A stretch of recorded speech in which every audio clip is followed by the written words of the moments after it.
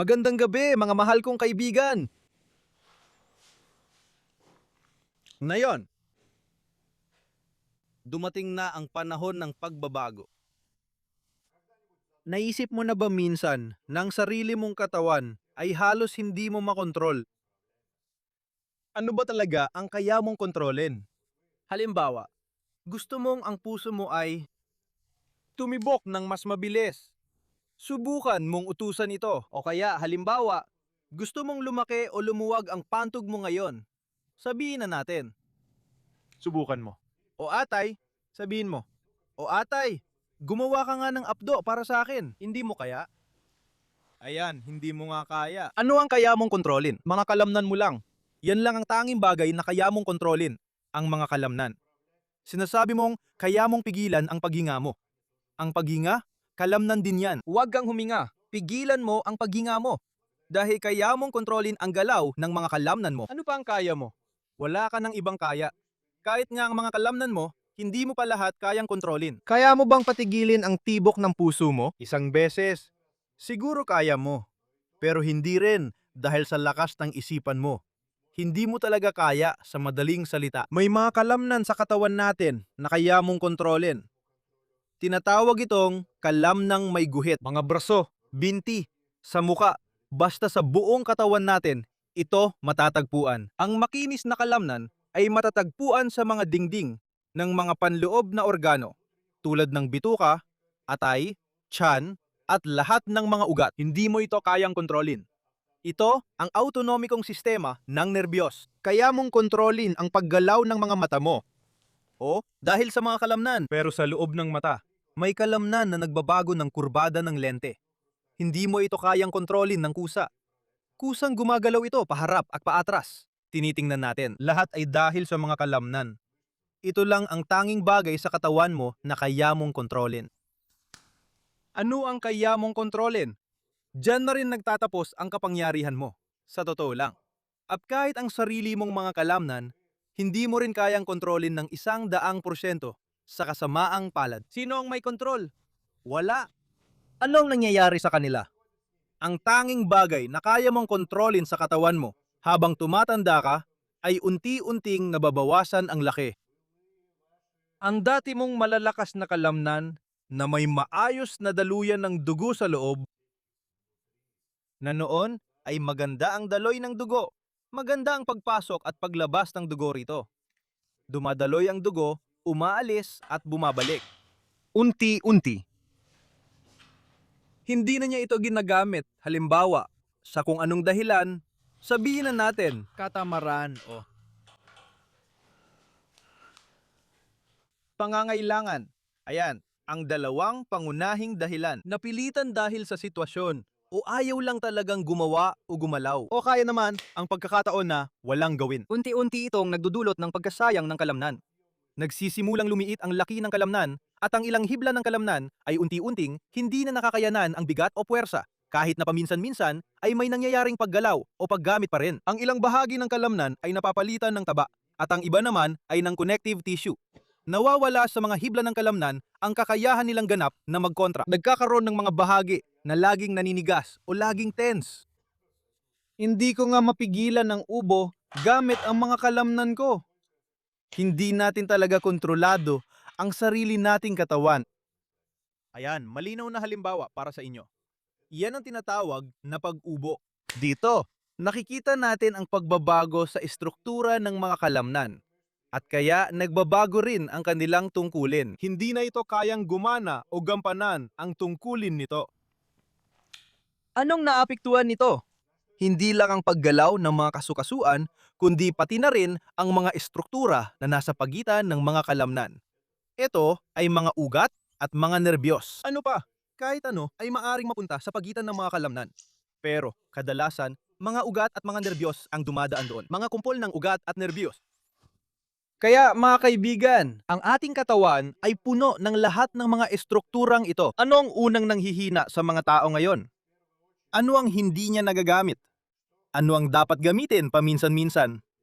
Ang mga kamay, kahit papaano, ay nagagalaw pa rin. Kumakain tayo, may ginagawa tayo sa telepono. Ginagawa natin ang mga galaw na ito. Kahit papaano, may kaunting gamit pa rin. ang mga binti, ang kalamnan ng guya, ang quadriceps, madalas unang naaatropi sa mga binti.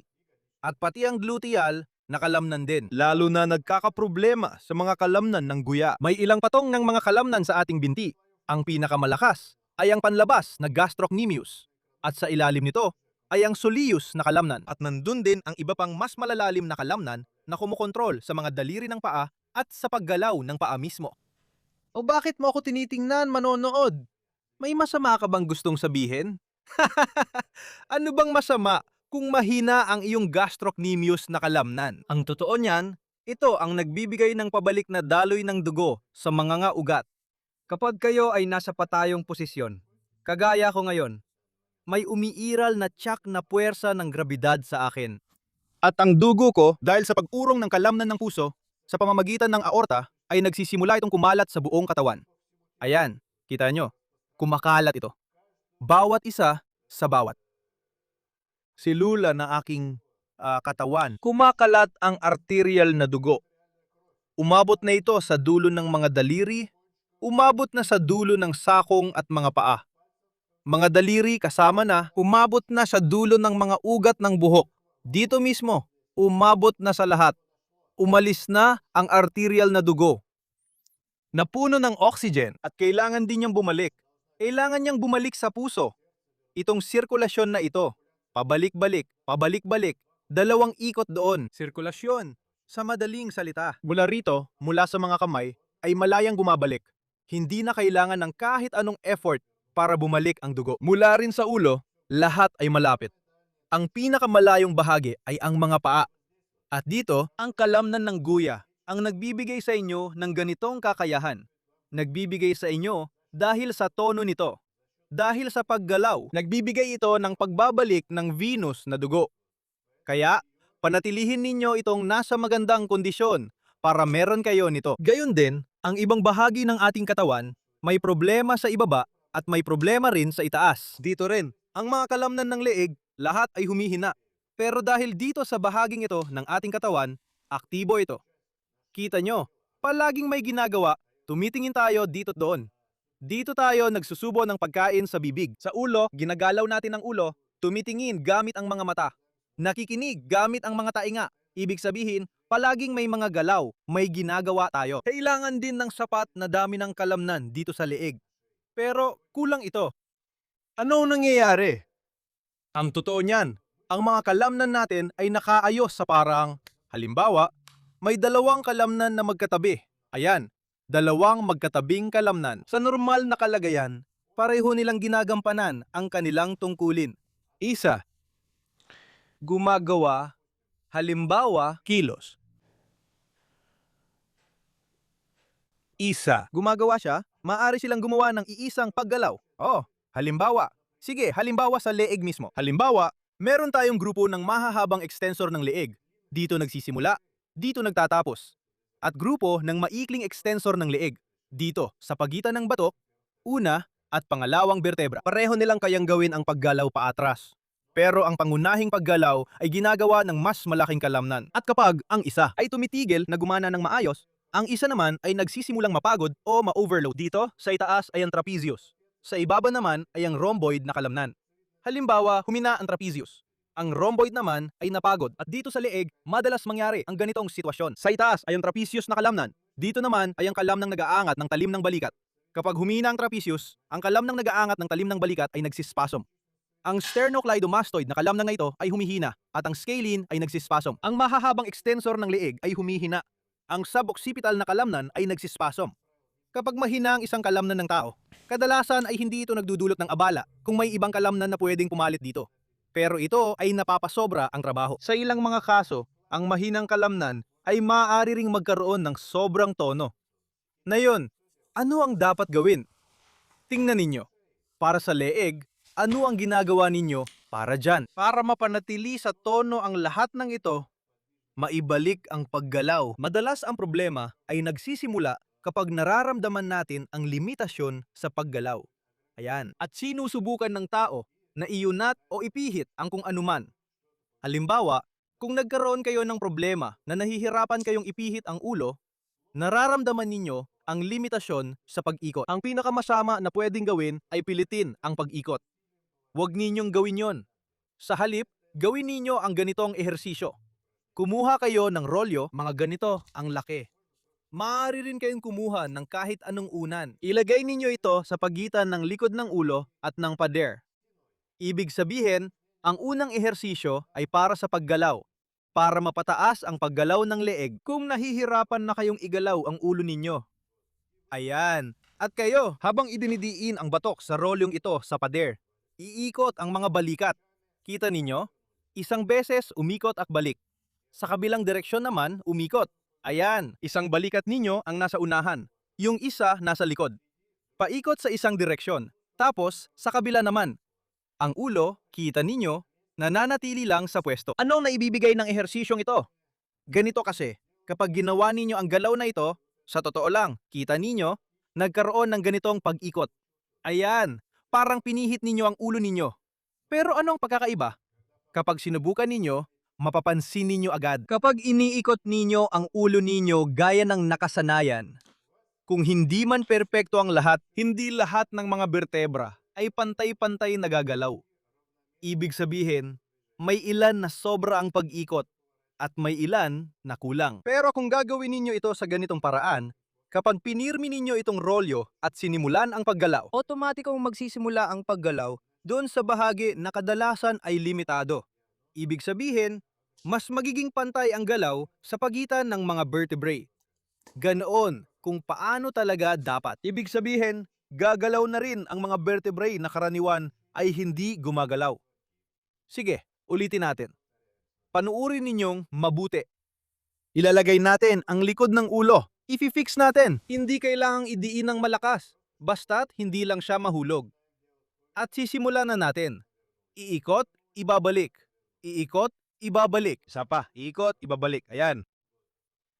Kung may nararamdaman kayong hindi komportable, dahan-dahanin lang ang paggawa. At piliin din ang tamang lawak ng galaw. Kung napapansin nyo habang ginagawa ang ehersisyo na ang ulo nyo ay umiikot kasabay ng balikat nyo ng ganito. Iyan ay palatandaan na hindi pa kayo sanay sa ganitong galaw. At pati ang pag-ikot ng katawan ay hindi nyo rin nagagawa ng tama at buo. Kasi tingnan nyo, kapag nagkakaproblema sa koordinasyon ng galaw natin, ito ang nangyayari. Kapag kailangan nating ipihit ang ulo, mas maganda kung kasabay din nito ang paggalaw ng mga balikat habang umiikot. Ayan, kapag hindi gumagalaw ang ating mga shoulder blade, mas mahirap umikot. Ibig sabihin, mismo. Ang mismong shoulder blade ay dapat ding gumalaw sa isang tiyak na paraan. Pangalawa, ilagay natin sa harap. Dito na ngayon, i-fix natin at gawin natin ang parehong pag-ikot. Sa isang direksyon, tapos sa kabila. Sa isang direksyon, tapos sa kabila. Kung medyo mabigat, pwedeng pa isa-isa. Una, sa isang direksyon ng mga 10 beses. Tapos, sa kabila naman ng mga 10 beses. At pagkatapos, pwede nang salitan. Pero mas maganda kung may paghinto muna dito sa gitna. Ayan, ibig sabihin, huwag niyong madaliin sa isang galaw lang. Sunod, itagilid natin ng ganito. Dito. At sa parehong posisyon din. Lumingon sa isang panig, tapos sa kabila. Ayan, at syempre, dito sa direksyong ito. Kapag ginagawa nyo ang ehersisyong ito sa iba't ibang posisyon, mapapansin nyo na may mga galaw na madali lang para sa inyo. Pero sa iba, ayan, halimbawa, kapag gagawin nyo ang isang galaw, tapos biglang, ayan, nagsisimula ng mahulog itong rolyo. Ano ang ibig sabihin nito? Ibig sabihin, may nabuo kayong maling nakasanayang padron ng paggalaw kung saan kapag iniikot nyo ang ulo nyo, ayan, kayo, palagi. Nakasanayan na ng mga kalamnan na ito na gumana ng sabay, halimbawa, kapag may pagyuko kasama ng paggalaw ng quadratus lumborum na kalamnan o paglipat ng bigat ng katawan.